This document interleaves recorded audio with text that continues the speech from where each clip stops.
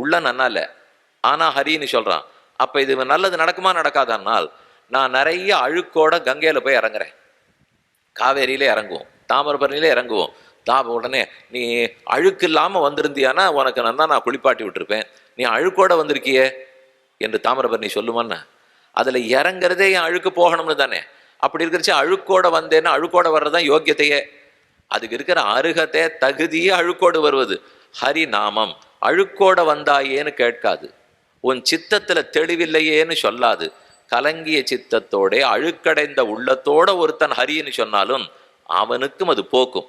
ஹரிஹரதி பாப்பானி துஷ்ட சித்தேரபி ஸ்மிருதா, துஷ்டமான சிந்தனை உடையவன் நினைக்கும் போதும் அது செய்கிறது.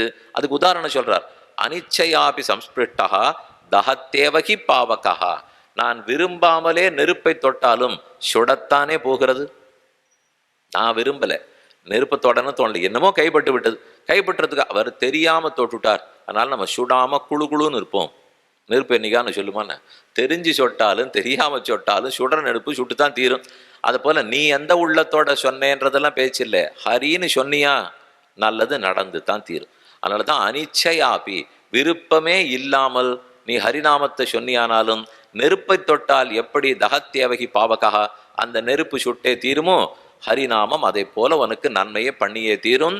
ஹரி என்று சொல்ல சொல்ல நம் பாபங்கள் ஒன்றொன்றாக கழியும்.